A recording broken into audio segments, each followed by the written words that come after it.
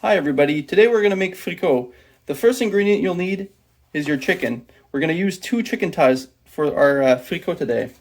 You're going to grab a pot of water and you're going to put water in it, but just enough to cover the top of your chicken. You don't want too much water because if you put too much water, you will lose some of your flavoring. Now the second thing we're going to do is we're going to put a little bit of salt and a little bit of pepper into it to add a little bit more flavor to our fricot. It helps with the broth a little bit. Just a little pinch of salt and as much pepper as you want just for taste.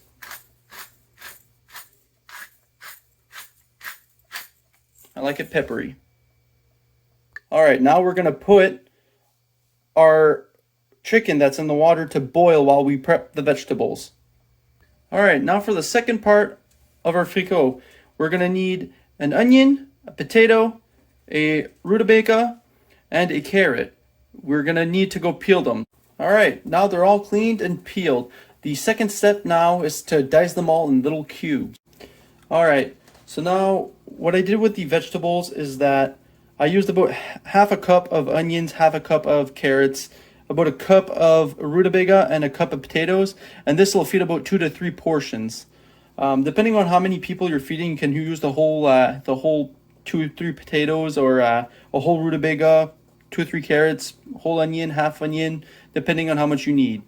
So for the next step now would be to take our chicken that's been boiling for about 30 minutes out of the pot and then swap it out with the vegetables, and the vegetables cook by themselves because we need to peel the chicken off of the bones into little strands.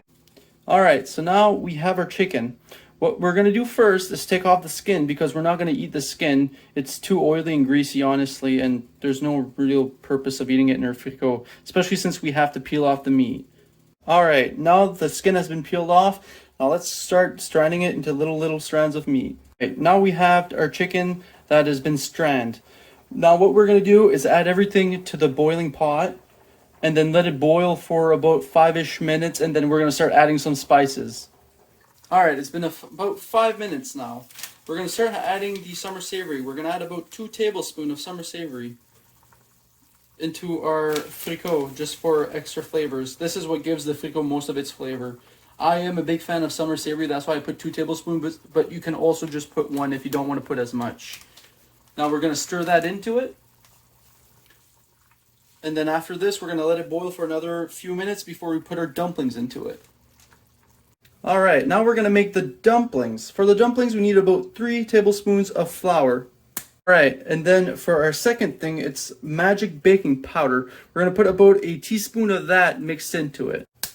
Alright, now we're going to add about half a cup of water, maybe a little bit less until it starts getting a little thick. You don't want it too watery, so you kind of have to judge if you put enough water or not based on how thick it gets. I'll show you an example after we're done mixing the water. Alright, so I actually only ended up using about a quarter cup, a little bit less, and then you get it about this consistency. Alright, so what we're going to do to make dumplings now is we're going to take 2 spoons.